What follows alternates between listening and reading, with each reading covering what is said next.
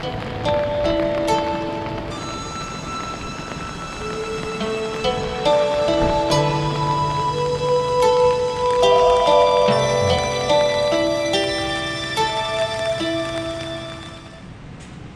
体にする。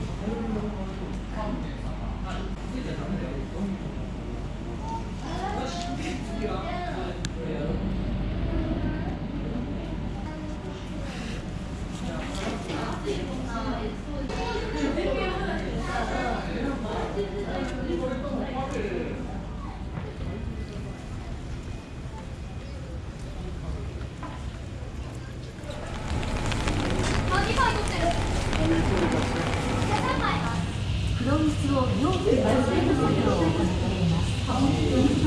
機械の上下機械すごい。半透明なものが容器にどれどれ？見て。こちらは多形信玄餅を作る一番最初の餅練り工程です。この窯はミータというものがつきます。火が込んだ風味豊かな丹波種の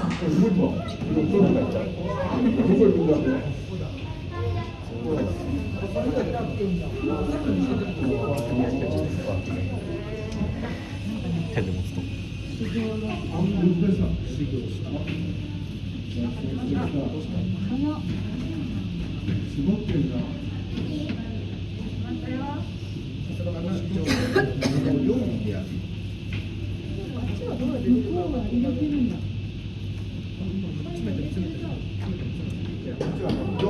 あっちも動いてましたよね。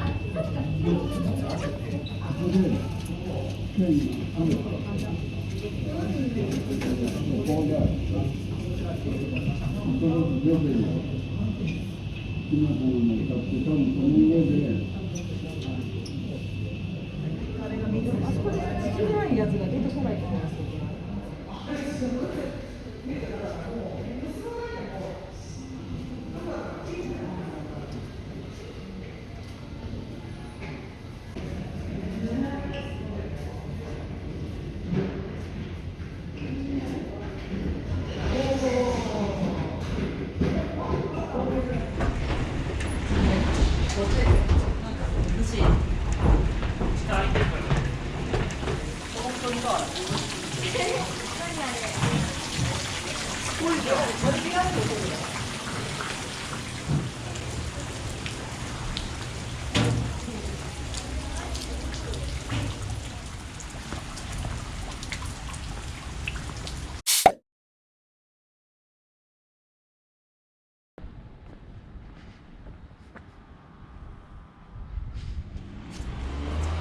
こ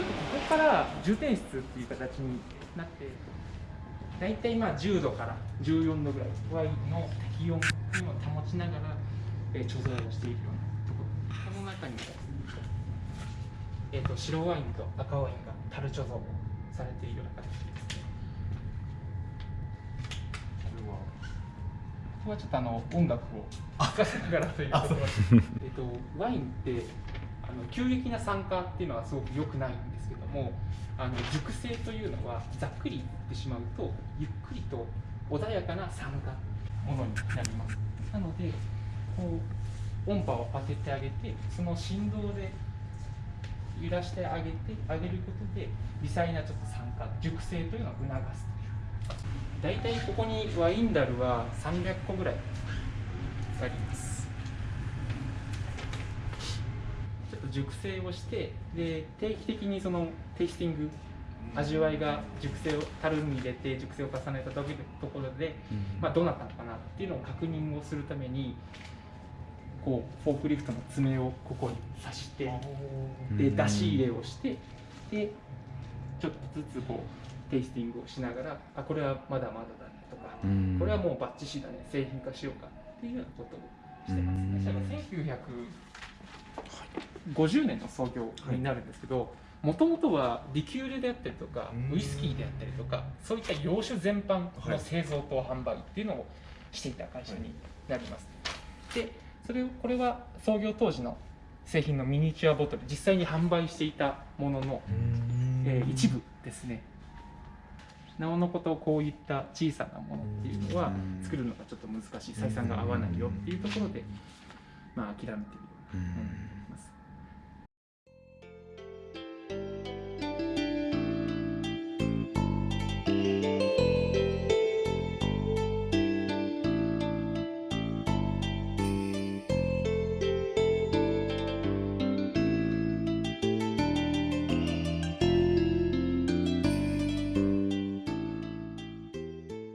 で今一番力を入れているところがこの缶ワイン、特に缶ワインになります。いいですね、プティモンテリアスパークリングがジャパンフードセレクションで、先ほどのスパークリングと白と赤に加えて、真ん中のピンク色のやつがロゼスパークリングになるんですけども、この4種類すべてが受賞したという形です。こちらがブランデー置き場になります。いわゆるカストリブランデーと言われるグラッパっていうものなんですけど、ワインってブドウの果汁をこうギュッと絞って出た果汁を発酵させて作るんですけども、皮が余るじゃないですか。でもその皮にも果汁の糖分であったりとか、あるいは果肉っていうのがあって、要は発酵の微生物の養分になるので、その皮を使ってまたさらに発酵をさせて、皮だけ、そうです、皮だけで発酵をさせて、でそれを蒸留に込めて、でブランデーにしたのがこちらになります。ブランデーは、蒸留酒になるので、だいたいワインがアルコール 12% から 13% ぐらいに対して、ここにあるのは 50% から 60% ぐらいのものになりますね。大体ブランデーダルがここには100個ぐらいですか。ここで、そうですね。プラスこっち側にもちょっとあるんですけども、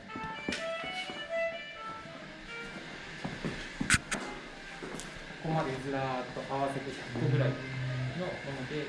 山梨県産のデラウェアであったりとか、甲州とか、マスカットベイリエといったような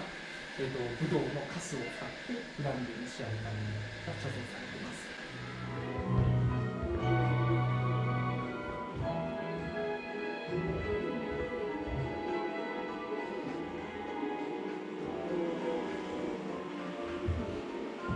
相方さん、ぜひワインをちょっと飲んでいただきたいんですけど、マスカットのような香りが人気の、非常に弊社でも人気のワインの一つになるんですけども、どうぞどうぞ。アメリカ生まれの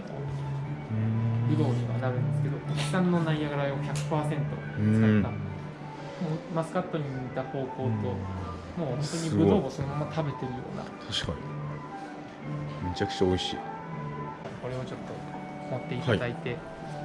ここでウェルカムドリンクをご用意して皆様に振る舞って、左側がやや辛口のもので、右側が甘口のものですね。で6種類中5品種は山梨県産 100% で、弊社無料テイスティングにすごく力を入れて、ぜひぜひ飲んでいで一応、お酒弱いっていうところになるので、はい2つほどちょっと紹介させていただきたいんですけど、これが弊社の売店で一番人気のモンテリアロゼという商品になります。ロゼワインですね。山梨県産のデラウェアとブラッククイーンという品種の掛け合わせ、ブレンドにして、甘口のロゼに仕上げているものになります。もう一回押していただくと、ちょろっと出てきますので、非常に甘酸っぱくてフルーティーな飲みやすいワインに。これが幻の黒ぶどうといわれるアジロンダックになります。おー、違いますね。こっちの方が結構ふんわりと甘い感じの。こっちの方が好きかもしれないです。なんで幻というふうに言われると、